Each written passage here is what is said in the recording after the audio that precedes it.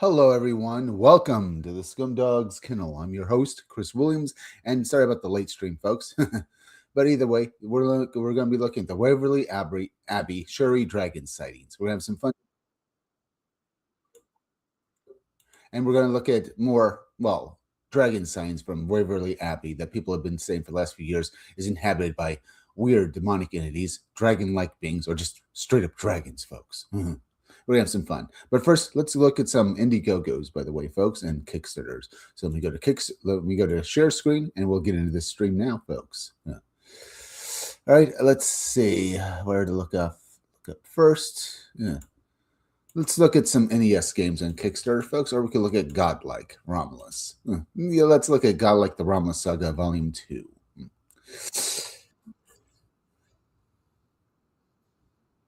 Let me mute that. Let me do this. Let me make sure people are watching. Also, let me do this, folks. Let's see if we can get any more people up here, folks. Let me make sure I'm streaming up on Rumble. Here we go. Sorry about the delay, folks. As I said, sometimes I screw up. Either way, let's read about, Godlike, the Romulus Saga Volume 2, just best described as Game of Thrones meets the Marvel Universe. 10,000 years from now, the galactic wars have ended and a new age has begun. In the last standing years of the Great War, humanity fought in vain against Aeon. They say that a man armed with a Tristar, the sword of power, fought the enemy back across the galaxy, sacrificing his own life.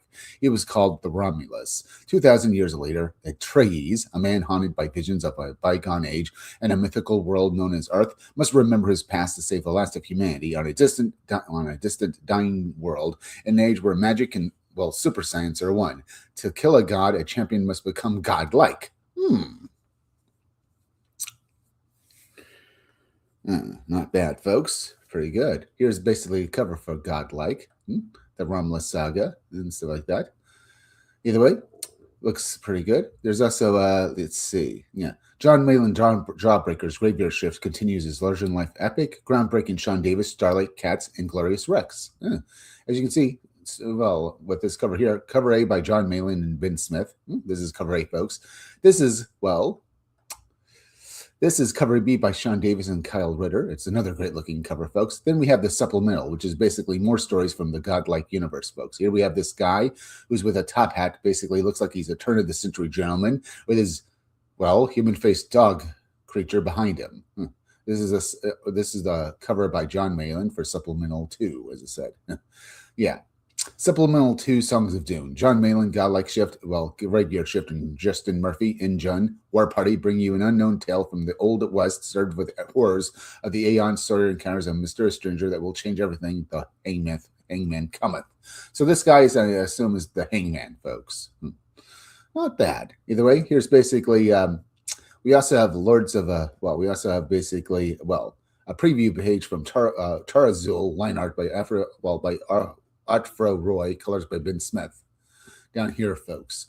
I think that's what they're saying here, folks. Either way, basically, this is also Visions 3 Virgin, Gods and Monsters. Various artists, John Mayland assembles some of the best comic book talent from around the world to illustrate the world of extremists. Each artist will draw their own godlike pinup. Ferocious men and beautiful women discover a whole new world of talent and characters. Not bad, folks. Look at that artwork. Either way, basically it's a pinup book, folks, and I have to say I like what I'm seeing there. Either way, what about backing it? Let's go down here, folks. Now, let's see. Godlike 2, cover A by John Mayland. Cover A here, folks, is $25. Cover B is cover B is also down here as well, folks. So, it's Godlike 2, cover B, Davis is $40. Okay, I get it. A bit pricey, but there might be more to it, folks. But then again, you can also back, Godlike 1 and 2 reprints in this campaign as well, folks, for $20. But you can also do the featured perk, which is Ascended. Basically, you back Godlike, John Mayland cover, and the supplemental, and get the Visions pinup book, all for $75, folks. That's not a bad price. Either way, you can catch up with this campaign by basically backing, Godlike, 1, second printing, and the supplemental, 4. well, godlike one for, well, $20 each, folks. And then you can basically back the actual book, Godlike 2, and the supplemental for $25 each. Now, is there any other perks where you can basically back all of it, folks, together? Maybe. Let's go down here, folks. Either way, you also have basically what you need perk. This basically gives you you get one copy each of Godlike Volume 1, second print, Godlike 2 Supplemental, second print, and Supplemental 2 comics will be carefully placed in a protective sleeve with protective board sent to you in a Gemini comic book flash mailer. Okay, for some $90, folks, you get basically covers 1 and 2 and the supplementals, all for $90. That's pretty good. Basically, it's a catch-up perk there. It's basically the what you need perk. Okay, not bad. That was Godlike, folks. Let's take a look at the trailer for this campaign now.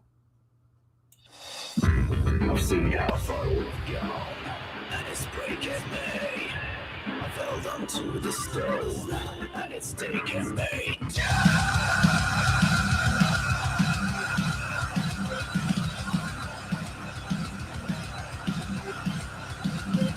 It's just a way of preparing you for the dull realities of everyday's life. It's just a way of awaiting you with this sense of saving and way of life.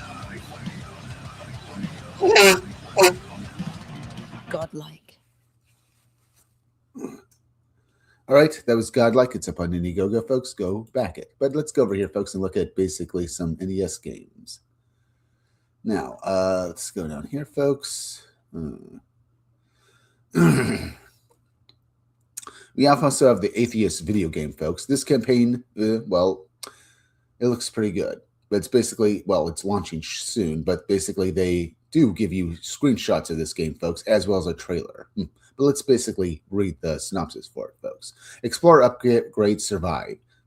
Humanity's last hope lies beyond the stars. After decades of war, Earth is a toxic wasteland. The distant world, Atheist, 10 light years away, may be humanity's salvation, but only an artificial explorer can survive the journey. You play as Kira, an autonomous synthetic AI aboard the mothership Elysium. Years of orbital study are cut short when a massive energy surge cripples the ship. With damaged thrusters and failing systems, you must ascend to Atheist, where survival becomes your only, mission. Either way, you can see some screenshots from the game, folks, and they look pretty good.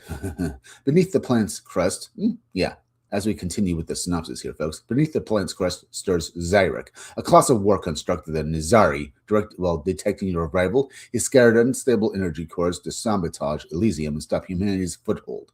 Kira will not retreat. She must destroy the cores, restore Elysium, and confront Zyrek. Humanity's future depends on stopping the machine Titan before Atheos is lost. You see more artwork here, folks. It looks pretty good. You even play a demo of this, folks. Either way, will you help Kyra stop, Zyrek and save humanity? Or what? Either way, this is a new NES game for your classic Nintendo Entertainment System, which means even I can back this, game, get a copy of it, and play it on my home system. But let's take a look at the trailer here, and then you can decide.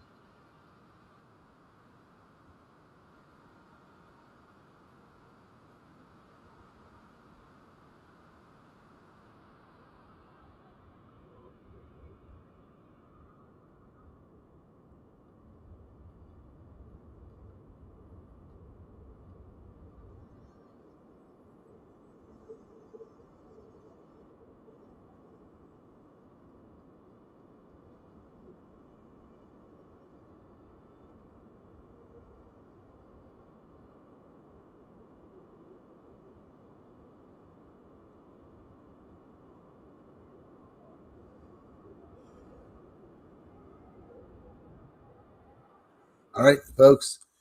Ooh, that was Elysium. It looks pretty, well, I mean, that was Atheos. It looks pretty good. Go back to this game when it finally launches, folks. But let's go over here and look at this article now. Let me also do this, folks, so you all can see my face a bit better. And let me do this, center the camera, and here we go. Now, let's look at mass dragon sightings. At Waverley Abbey, Surrey-related Barnsley encounter raises new fortune questions. Indeed, folks, for the last few years, people have been seeing dragons at, well, Waverley Abbey in, well, the United Kingdom. So let's read on. In late December 2023, multiple witnesses reported seeing large, well, bat-like entities. Yeah, bat-winged dragon-like entities over the ruins of Waverley Abbey in Surrey, England. Investigated by British cryptozoologist Richard Freeman. Yeah, indeed, this happened in England, folks. Yeah. Richard Freeman, the case presents a rare convergence of mass eyewitness testimony, anomalous lights, and poltergeist-like effects, suggesting a possible new fortune window area rather than an isolated site. Indeed, folks, maybe this area is another window area where these sorts of mysterious phenomena just occur, and this area is rife with basically people seeing sightings of dragons. But let's continue. In January 2025, I received an email from my friend and colleague, British cryptozoologist Richard Freeman. Richard is also the zoological director of the Center for Fortune Zoology. He forwarded the following article about the ongoing investigation of mass sightings of dragons in England. Indeed. Sounds very out there, doesn't it, folks? We can only just guess at the real nature of it. So far, folks, we have 9 people watching. And we have a few chats. Wasteland Witness 2025. And silence falls over the room. Sorry for caps. I don't mind Wasteland Witness 2025. Or should I just call you Wasteland Witness? It looks pretty good to me. But let's continue. In January 2025, basically, great, yeah. This guy, he received, well, an email from his college friend, zoologist Richard Freeman, about the mass sightings of dragons in England. So let's get back to where I left off, folks. Hi, Lon. You might be interested in this case for the Phantoms and Monsters site. It involves mass witnesses. It involves a mass witness sighting, or should I say a mass of witnesses who sighted dragons in England a little over a year ago. It's an ongoing investigation, and I'll be going back to the area again. All the best, Rich. This comes from Richard Freeman, a cryptozoologist from, well, I don't really have to say it again, folks, but from England and stuff like that, investigating this area. Let's continue and hear more about Richard Freeman and his investigation. The dragon is the great granddaddy of all monsters. Forget about demons, vampires, and zombies. The dragon predates all of these and other monsters. The earliest dragon legends have been traced back to South Africa and date to some 75,000 years ago. This most powerful, ancient, and widespread monster appears in every culture, country on Earth. Great Britain alone has over 100 dragon legends. You can see how widespread it is, folks. I mean, for God's sakes, even in, well, South America, we have legends of dragons. Well, if you didn't know it, folks, Quetzalcoatl, the winged serpent, is more or less a dragon in itself, folks. Then there's also the legends about the thunderbird, big winged bird entities and stuff like that. They're basically a part of the myths of, well, of North American Native Americans, folks. And while they are not exactly basically, well, they're supposed to be giant birds, folks, people have basically given them, well, modern sightings of these entities, more of a pterodactyl-like look. So dragon could also fit the thunderbird as well, perhaps to some degree. Either way, indeed, people have seen these things for thousands of years, folks. So, yeah. So that is what we're talking about here today, folks, along with basically these Waverley Abbey sightings. Why are people seeing these entities? Why are they so widespread? And what basically started this legend to begin with? Let's read on. Now, many UK dragon stories feature the beast appearing out of the blue, terrorizing an area, then simply vanishing as mysteriously as it appeared, almost as if it came out of a portal, folks, and then vanished back through another portal back to wherever it came from, folks. Much as if it basically, if it did come from some sort of, well, window of opportunity, as if there was an area that basically became like an area like Waverley Place here that we're talking about here, folks, that for whatever reason, some, well, juncture, portal, or basically, well, something happened and now this entity through. And perhaps after this conjunction was over, folks, and this whole in reality seal, this entity either disappeared from our world back to where it went, or just simply ceased to exist. But that would basically align with many of these many of these stories from Britain about these entities, these dragons appearing and then as mysteriously disappearing. But that's only me, folks. Let's continue. There is no hero or damsel in distress in some of these stories, folks. As it said, the monster disappears, the dragon terrorizes the land, and then just disappears. The dragons are Wormingford, Sherlock, which basically in Sherlock, dragons are called Wormingford, or Enwick in Lincolnshire, and Cawthorne in Yorkshire are examples of these. They sound remarkably like modern accounts of mystery animals that turn up, scare witnesses, and then vanish again, such as the Anglo-Saxon Chronicle, which records sightings of dragons. So maybe, in fact, folks, dragons, much like basically other cryptid-like entities, also disappear from out of the blue, and temporarily, as if basically they're just thrust into our world just for a little bit, folks. They disappear as soon as this conjunction, this portal or whatever allowed them to come through, seals itself. Maybe there is such a connection here, folks. Now, moving on. Over the years, many theories of what lies behind dragons and behind dragon lore have been offered. The fossil bones of dinosaurs and other giant extinct animals, meanings with huge crocodiles and pythons, or a metaphor for energies running through the earth, none of them really cut the mustard as an explanation for the dragon phenomena. At least not all of it, folks, but maybe all of them. Maybe each phenomena, each explanation does exist to some extent, folks, as well as other examples, other explanations that people do want to basically take seriously do exist as well. As basically, because if you look at the reptilian mythology, folks, that maybe what we call dragons are in reality what most people basically would now call reptilians. Remember, if people saw, a giant lizard-like creature in England back hundreds of years ago, folks, they would have called it a dragon. Especially if this entity had basically wings or maybe some sort of power or basically a flight apparatus on its back, folks, that basically allowed it to fly. And if this thing was about 8 feet tall, folks, they'd say basically that it was a dragon, wouldn't they? Maybe this is also another sightings of dragon-like or basically reptilian entities, folks. And then there's also Quetzalcoatl and all the North American legends about snake people, folks. Literally, half people have snakes, as well as a Naga from India. Now, both the India Naga and stuff like that, as well as the North American snake people, folks. That is very telling, isn't it? They sound like dragons as well from some of the legends. But let's read on now and get back to the article and stuff like that. Most people, at least in the West, think of the dragon as a folkloric creature with no basis in reality, yet people all over the world claim to have encountered dragons in the modern age.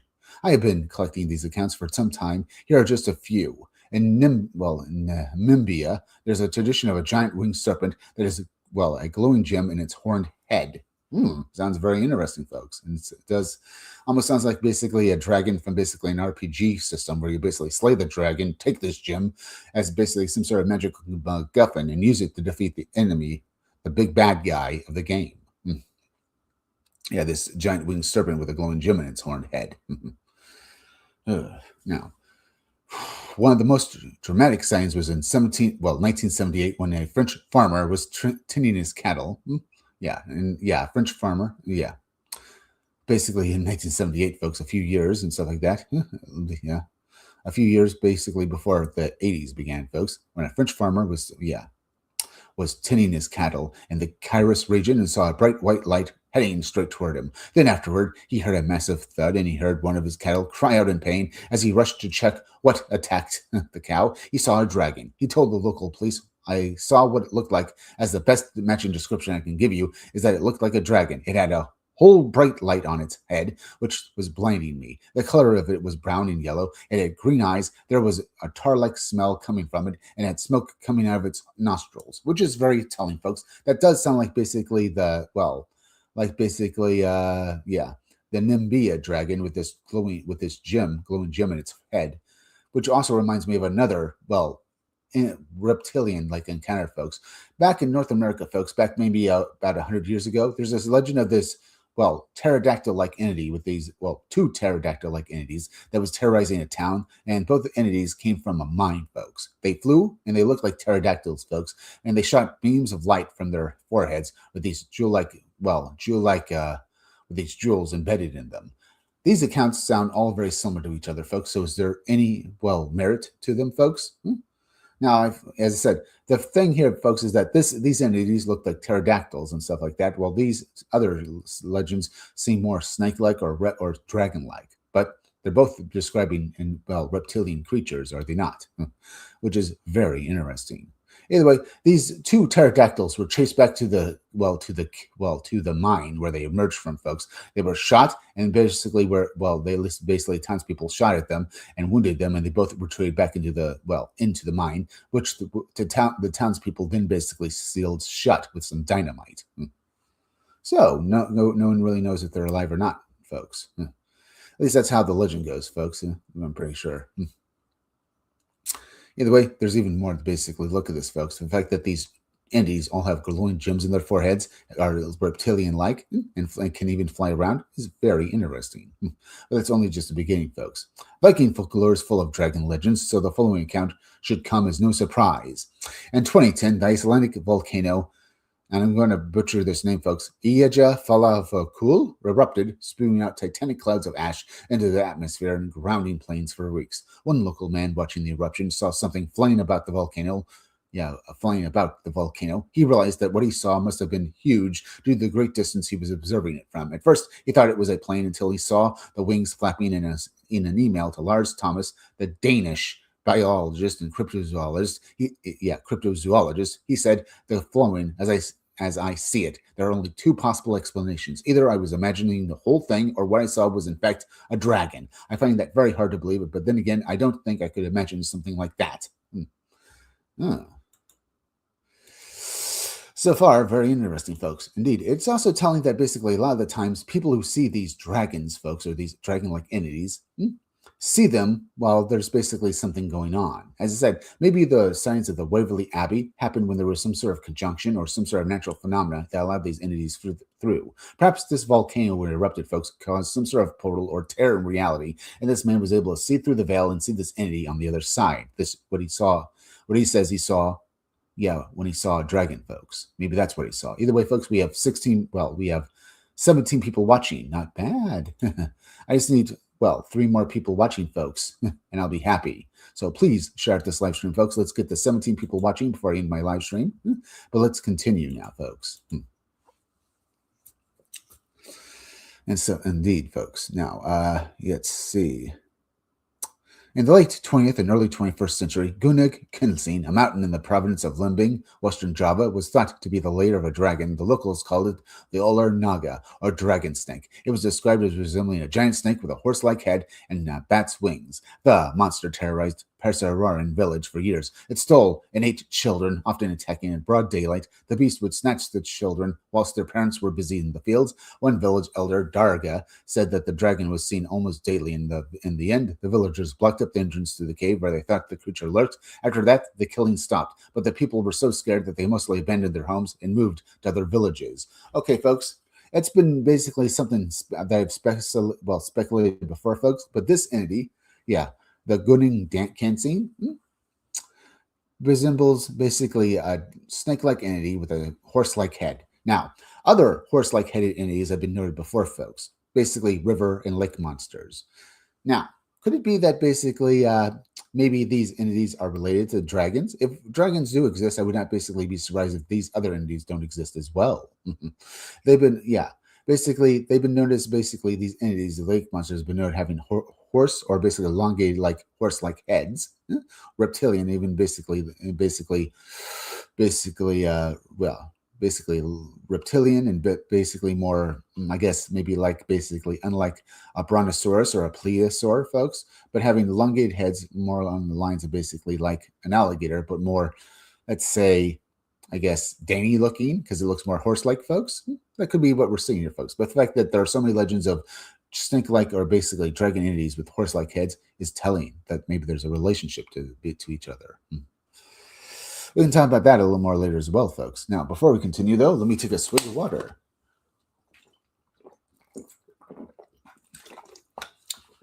Ah.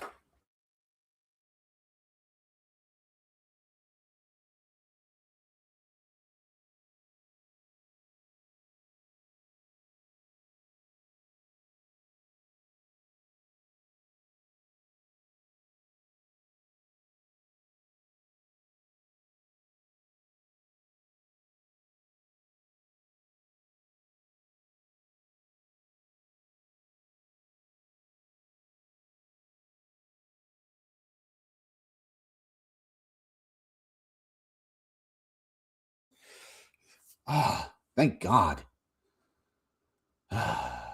It's up. Huh. Hopefully y'all can see me, folks. Let me make sure I'm all streaming and stuff like that. Let me go out.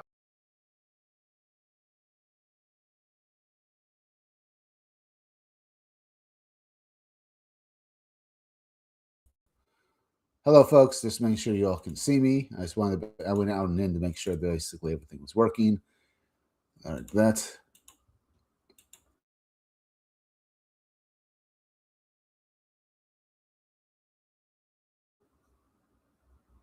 Okay, folks.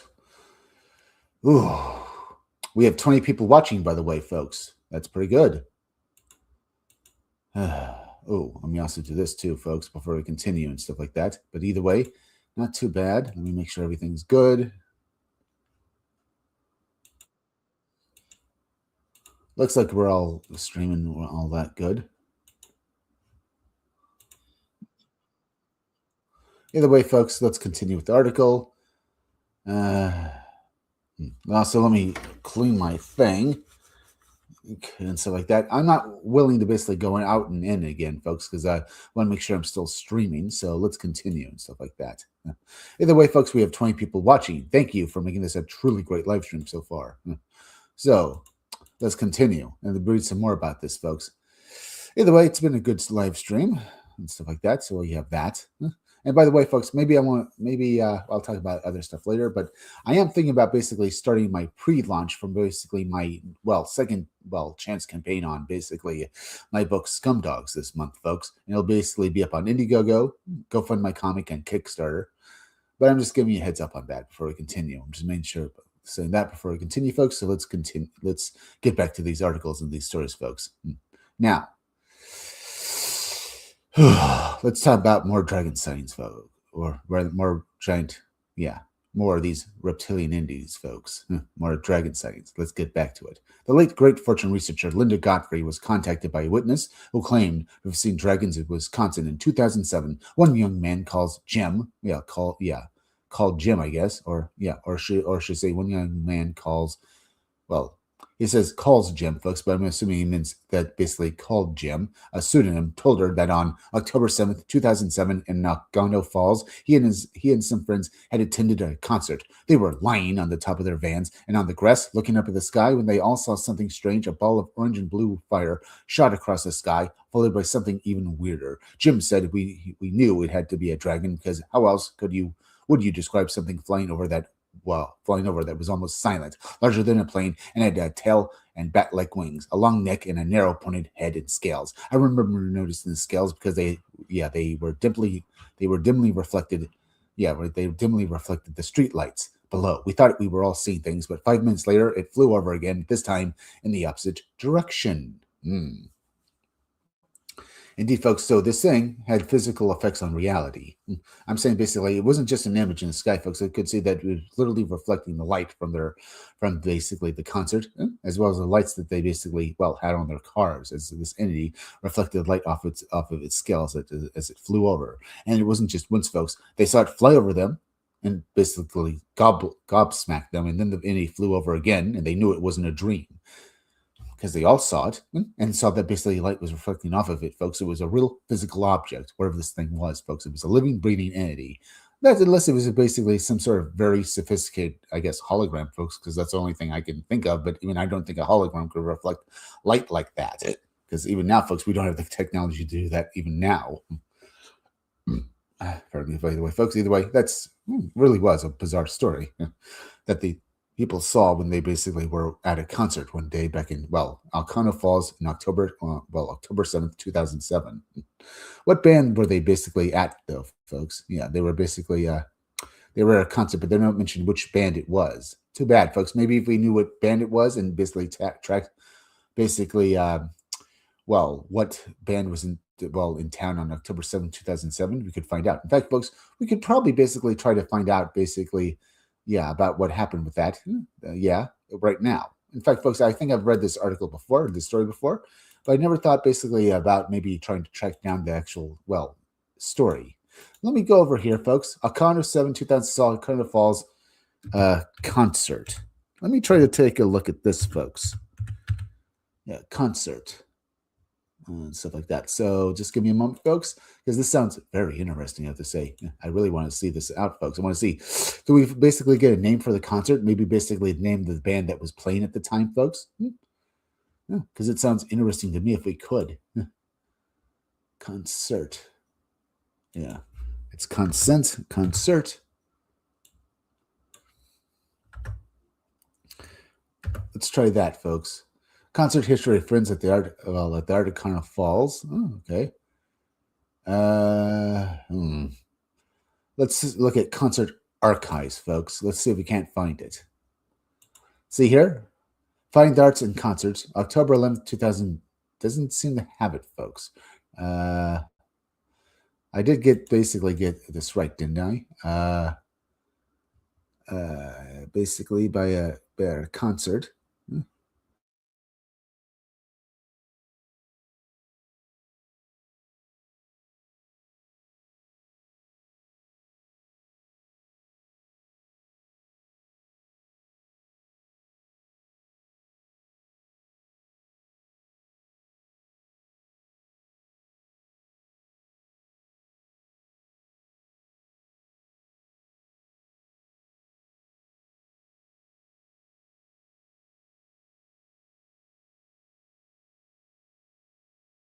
Let's basically look at this, folks. Carnival Falls High School class of 2007 classreport.org. Maybe we can get something from this, perhaps? Maybe. Carnival Falls High School 2007. I don't really. This says operated by members of our class. We need our class administrator. Click here to learn more and volunteer. I don't really see class news, our class message, today's featured biography, family news, family calendar, today's featured, class member. I don't see anything, folks, sadly. I guess I could try later on to say more. I was hoping really for basically finding more information on this particular thing. If we could actually, basically nail down what concert that happened and basically in Kanto Falls in 2007, stuff like that. Yeah. Or maybe we should basically try this. Concerts. October 7th, 2007 in Kanto Falls, concerts that were played concerts scheduled. Let's basically try this, folks. Concerts in Kanto Falls, upcoming events at damn it. Maybe try this. Let's see one more time, folks, at least basically this. Concerts and events in Kanto Falls, right? Get tickets to upcoming events, concert live. Damn it, this doesn't really tell me anything that happened back in 2007, folks. All right, I'm going to give up for now. Maybe I'll try later, folks, to see if I can't track down any more of those concerts that could have happened. I mean, I was looking for a name. Who was playing on this band, folks? Oh, I didn't go to share screen, did I? So let me do this and stuff like that. Let me do this. Oh, boy.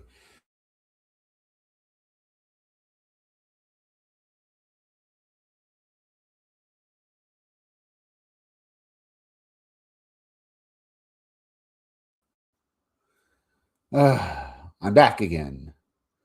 Either way, the moment I basically did anything, this almost went down, didn't it? Oh, we have 21 people watching, by the way, folks. That's pretty good.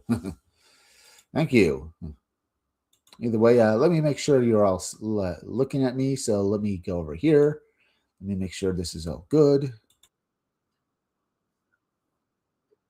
Yeah. So we have that.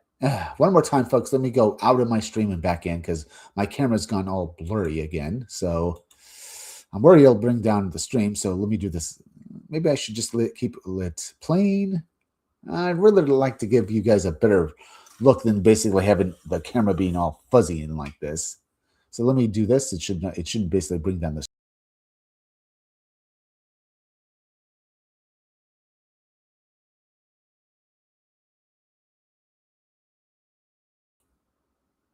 I'm back, folks. Let me do this. Let me go to share screen. Hopefully this won't be a problem. Let's do this again. And I'm back. Now, my picture does look a little better. No. Is it just this that's basically doing that or what?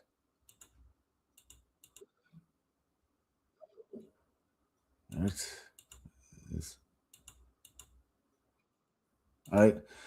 I guess that's as good as I'm going to get for the picture-wise, folks. It doesn't look too bad. Either way, let's read some more about this. If you didn't realize, folks, I was trying to basically track down this concert that took place on October 7th, 2007, in Oconto Falls in Wisconsin.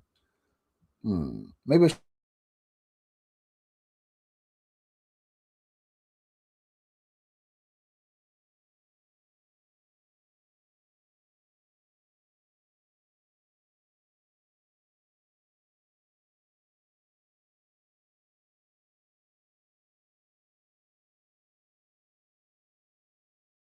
basically with a bat to the face. If you're wondering what I was doing now, folks, I was just complaining that basically my stream keeps going down. As I said, I was trying to basically look at this concert that took place in Wisconsin, and in Oconto Falls on October 7th, 2007. And I didn't put basically Wisconsin in there as well. I wonder, maybe just one more time, folks. Maybe I'll do that. Falls. Yeah. Wisconsin concert schedule. Let's try that, folks. Did that work? Let's see that.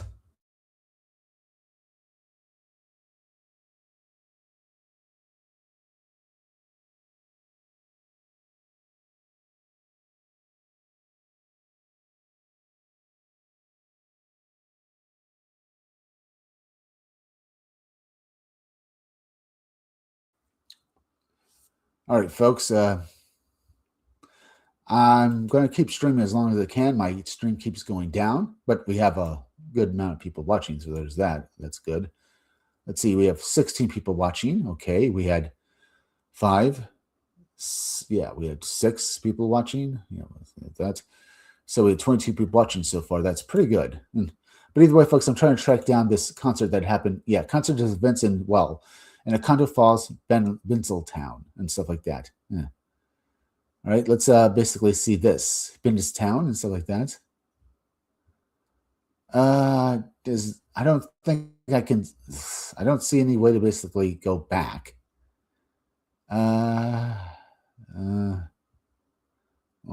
This month, damn it. Here's what we're looking at, folks. Let me also go over here. As you can see, I'm trying to see if basically we can go back and stuff like that, but I can't seem to find anything on this particular page here, folks. As you can see, I don't see any way to basically looking back. Electronic, folk, hip hop, jazz. That it says choose the month today.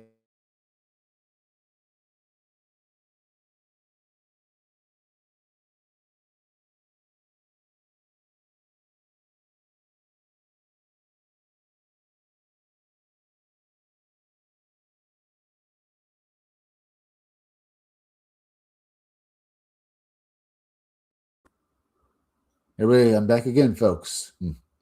This time I wasn't basically talking about how it seems like my stream is slapping me in the face as if it were basically a baseball bat or a dick. If to be funny there, folks. My stream keeps going down, but at least I have people watching. But maybe I should get back to what we were doing here, folks, because I don't want to bore you. A bit angry here. I wish I could just check down. I was going to see if I could just find this particular concert, folks. Either way, we talked about it, folks, and these people at this concert, they said that they saw this winged creature, this dragon, fly over over them well, as they were basically looking up at the sky, folks, and said that they saw this entity's scales reflect the light from their car and the concert as it flew over twice, folks. Once when they basically were gobsmacked, and again, and they were even more bewildered with what they saw, as they noticed literally it was a physical object, folks. But that's what they were seeing back in 2007 in Ocala Falls. Well, October 7th in Wisconsin, folks. Too bad I couldn't basically locate exactly when this concert took place because it happened at one, folks, and basically wonder who or what was playing at the concert, folks, and see if basically anyone else basically left any other comments on it, or at the very least I could track down exactly who was playing at the time, what was going on at this concert.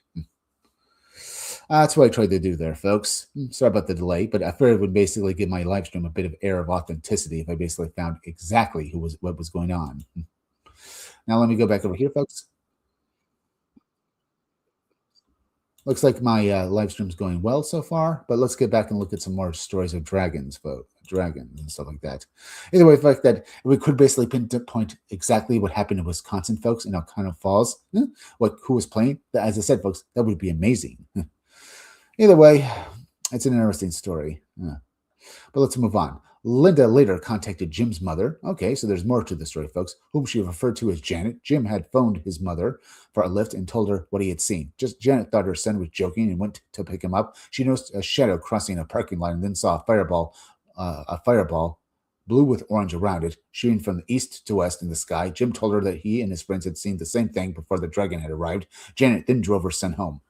Okay, folks, so was this actually some sort of, was this really some sort of dragon sighting, or was this some sort of maybe result of, of seeing, a UFO?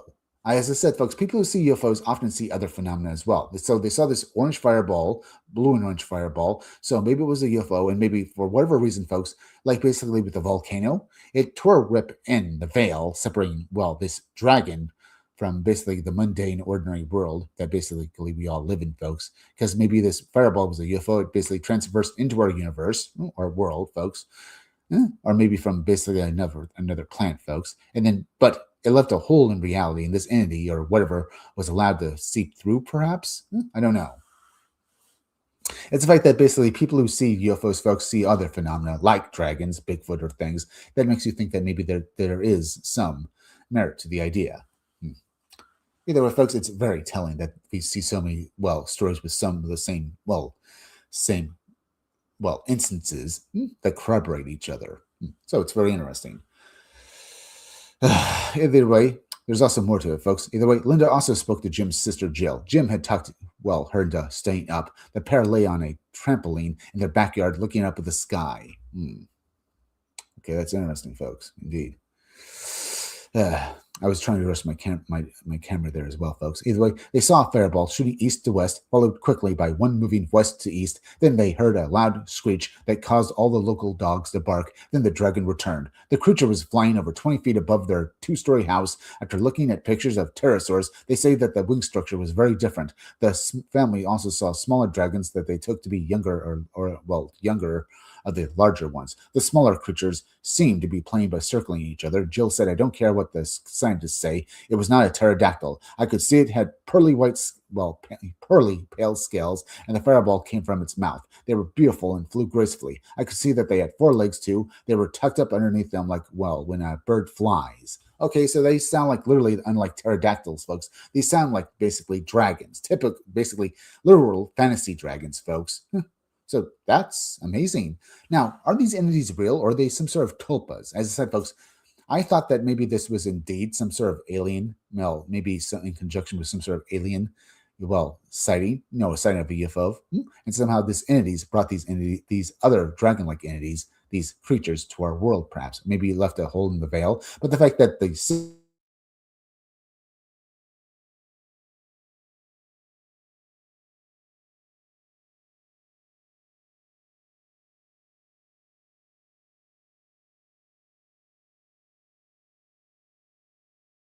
come on.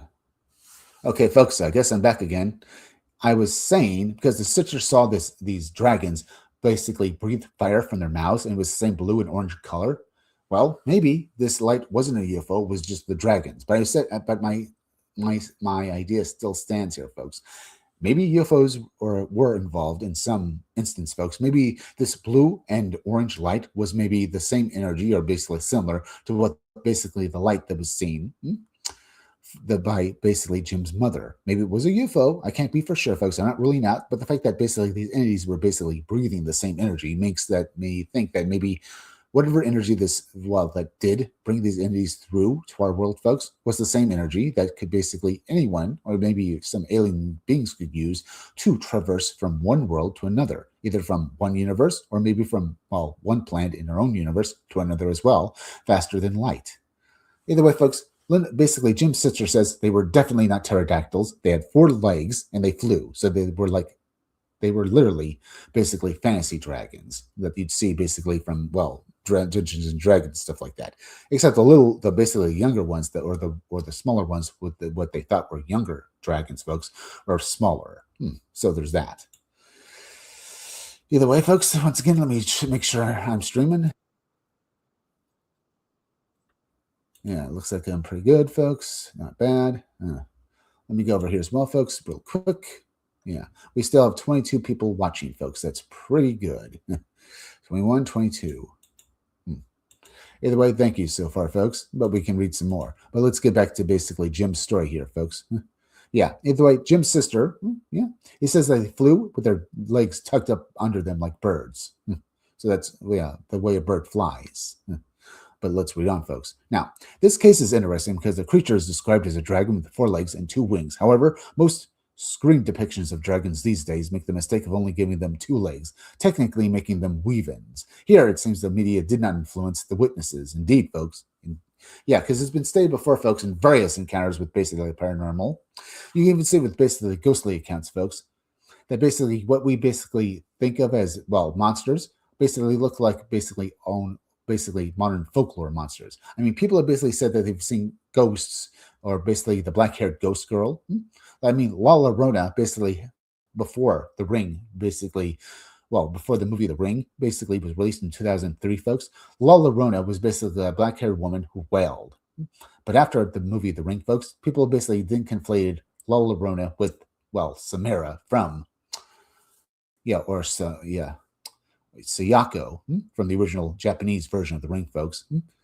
Basically, La Llorona basically now looks, or basically some people basically say that La Llorona looks like Samara or Sayako from that movie, with basically the black hair covering her face. Before then, folks, people would look at La Llorona, and you'd basically be able to see her face, and you could see that she would wail and scream. She would have pale skin and red, or maybe even glowing eyes. But I'm not quite sure about that, folks. Either way, she'd be terrifying. But now, folks, they say that the hair covers her face like Samara.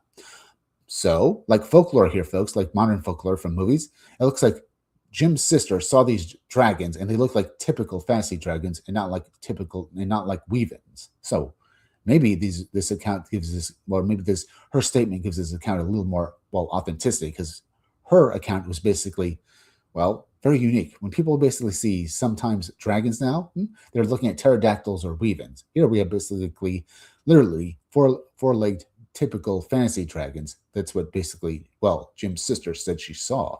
Very interesting. So indeed, I think that does give her story a little more credence here, folks, and wonder why that is. Now, these are just a few of the stories I have collected. They may seem absurd, but they are. But are they any more ridiculous than other fortune phenomena, such as encounters with aliens, spaceships, falls of fish, or spirits of the dead? Not really, folks. Indeed, folks. Now, falls of fish, people basically saying that basically fish have fallen through the sky, folks. Those have been those can be, sometimes those can be explained. As I said, folks, sometimes tornadoes do pick up fish and other livestock and fling them up into the air. Either a tornado basically goes in the water and does that, as well as basically, sometimes airplanes basically have had accidentally dumped their cargo and stuff like that. It can happen.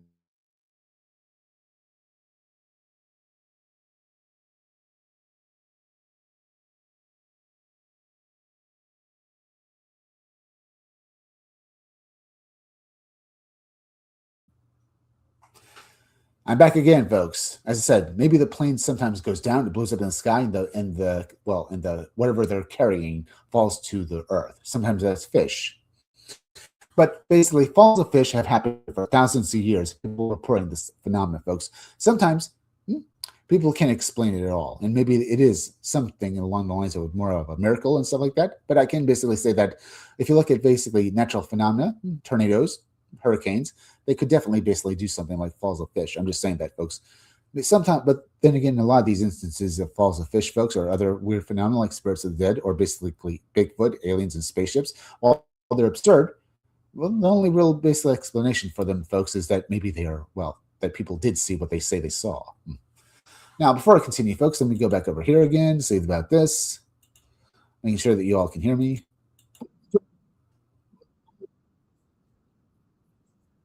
Yeah, as I said, folks, sometimes basically falls of fish, people see dragons, and well, indeed, these things did happen. You just can't prove that they happened, folks, and stuff like that. Indeed, like I say, folks, I give these people I do listen to them, folks, but unfortunately, they need actual proof of it. I mean, Jim's sister can say that she saw dragons all she wants. She could have made a mistake, folks. Maybe they didn't have four legs, but she says that she did definitely see these entities have four legs. Unfortunately, folks, it's her word, it's Jim's word and his mother's, and they have no physical proof that any of this ever actually happened. I'm not saying they're lying, folks. They just don't have physical proof. So maybe indeed there are dragons of many different types. There are falls of fish that happen, folks, and they maybe their relationship, maybe they have some sort of definite relationship to God. Maybe literally pouring fish down on people, folks, so they can eat them. Because there are legends basically that there are falls of fish and people ate the fish, folks. So maybe, or basically it's like a miracle and stuff like that. You get the idea. But maybe there's some truth to it.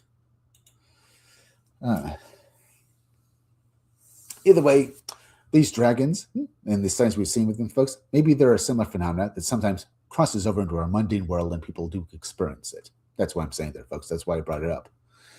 Now, but what about Great Britain? As I get back to the article, folks, indeed. On December 27th, 2023, multiple witnesses saw dragons at Waverley Abbey near Freeman in Surrey, and I am conducting an ongoing investigation into the case. Jim Downs first alerted me to the case. A group of 10 people, ghost hunters from the South Coast group, had been at the Abbey conducting ghost research that evening when they all saw strange flying creatures. The Abbey itself was founded in 1128 by Bishop William Giffard, and was a functioning Cistercian abbey. Cistercian abbey until it fell victim to Henry VIII's dissolution in 1536. I arranged to interview one of the witnesses at the site itself, and together with fellow fortune Jackie Tonks, fortune researcher, I said, fellow fortune researcher probably, Jackie Tonks, traveled to Surrey. The witness was a Polish lady named Dora, second name on record. She and her mother, met us at the Abbey, and we interviewed her. We've been using a Ouija board Abbey about 9 in the evening. The planchet had spelled out the name Zozo.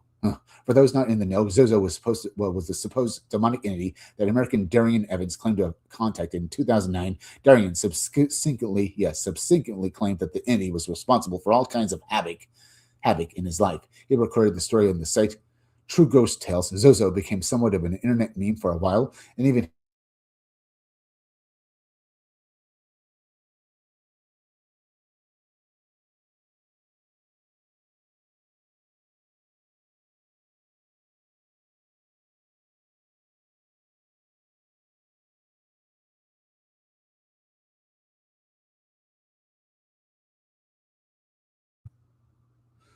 all right, folks, I'm going to read a bit more about this and then I'm going to end my live stream because my live stream, it keeps going down and I don't know how much longer I can basically keep it up until it falls completely.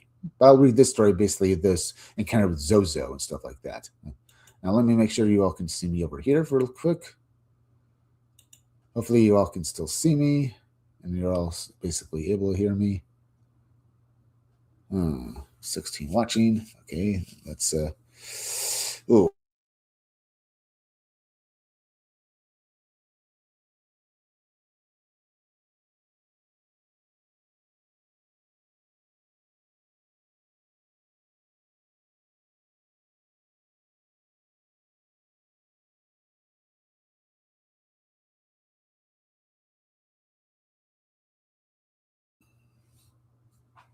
it's back again. I can't even basically check this. This is, folks, I'm having trouble keeping my live stream up. I plan to do another live stream, finish off this article tomorrow and stuff like that. And we're not doing too bad. We had 22 people watching today, and I thank you for that.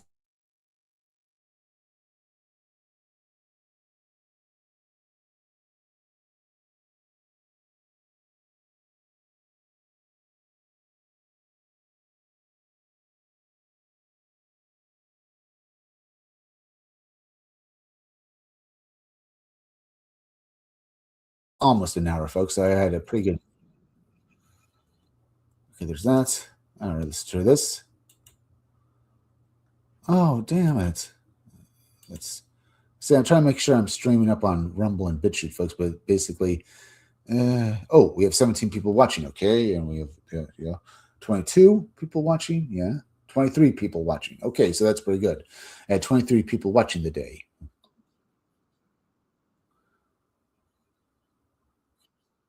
Okay, I'm going to basically finish up what I can of this article then and do in my stream, folks. Either way, we have basically this sighting that took place with Zozo, folks, as I said, who basically became quite the meme and stuff like that. Either way, from the American Darren Evans claimed to have contacted in 2009. Darren subsequently claimed that the entity was responsible for all kinds of havoc in his life. He recorded the story on the site True Ghost Tales. Zozo became somewhat of an internet meme for a while, and even had a horror film made about it. The name first appeared in an 1816 book. The Infernal Dictionary by J. Keys, Acosta, Simon Colin de Plancy is one of the three entities supposed to have possessed a girl. However, the author rejects the story as false because the girl had previously been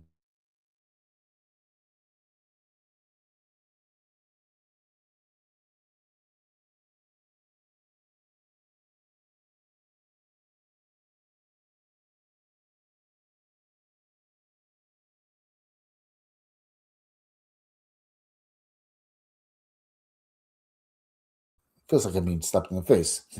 My string keeps going down, folks. Either way, it feels like every time it does it, I get a slap to the face with a baseball bat or something more worse, folks. Either way, basically, this girl who claimed that she was possessed by Sozo and three other entity folks, the author rejects that the story is as false because the girl had previously been punished for false claims of demonic possession. Either way, there's that, folks. As the story can be traced back to the one man named Devin Evans, the story is probably a hoax, and Zozo has no more reality than the Slender Man, the Rake, or the Dybbuk box. Either way, after ending this Ouija session, the group had tried. Either way, these people, this girl, this Polish lady named Dora, and her mother, folks, they tried basically contacting Zozo or basically conducting a Ouija. They were doing a Ouija seance. At Waverley Abbey. And they were trying to contact something and stuff like that. Either way, after the Ouija session ended, the group tried tried table turning on a portable table with fold-up legs. Whilst their hands were on the table, it shook violently and the legs snapped shut. Oh. Okay, I'll read a bit more before I end my stream, folks, and this is very interesting, as I said.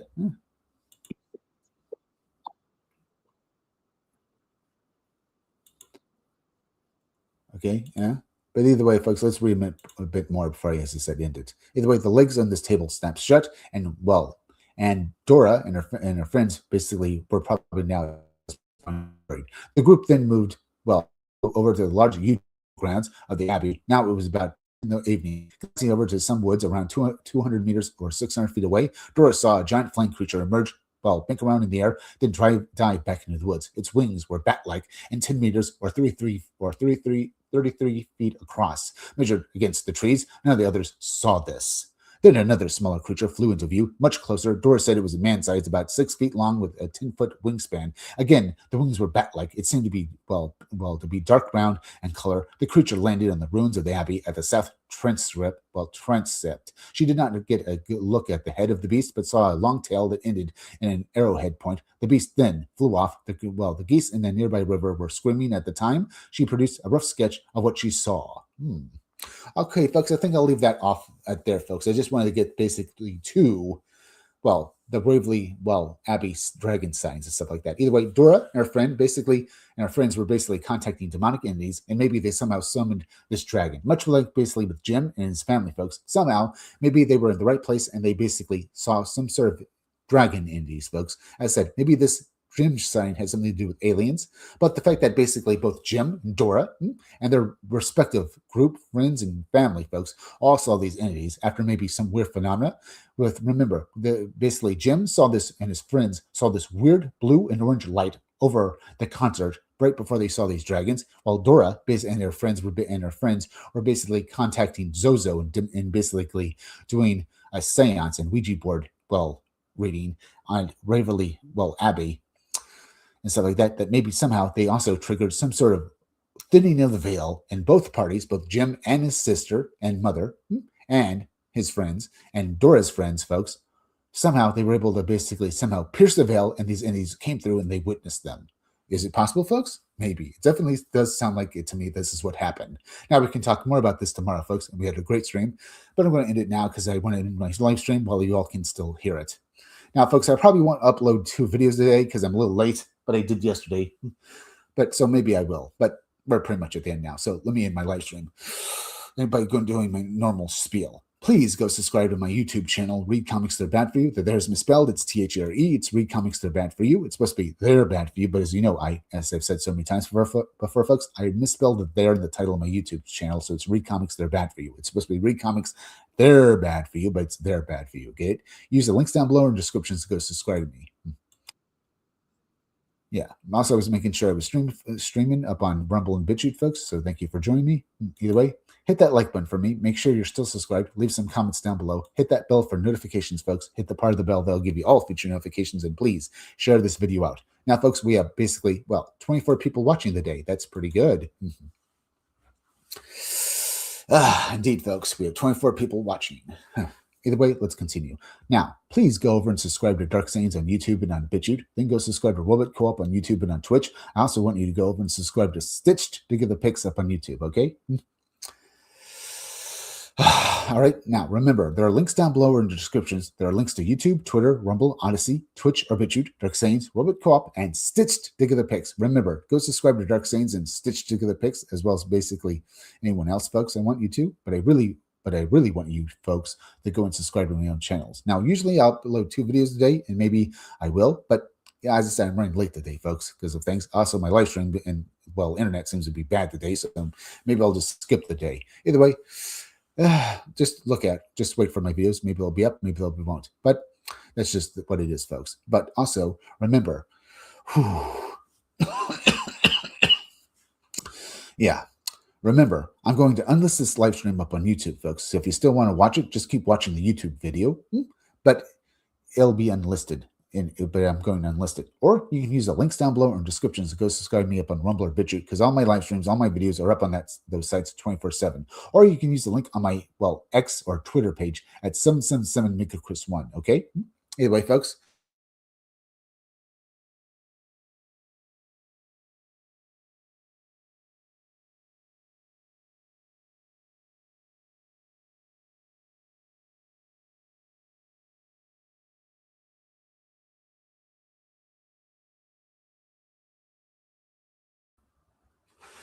As I was saying, I'm going to unlist this, live stream up on YouTube, okay?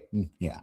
Now, remember, anyone who backed my book, Scumdogs, you're definitely getting your book soon. And remember, I'm going to basically do a new second chance campaign for my book, Scumdogs, up on Indiegogo, Kickstarter, and GoFund my book. I'm going to try and basically get it, maybe do the pre-launch, launch up this month. Either way, I want you to know that. Now,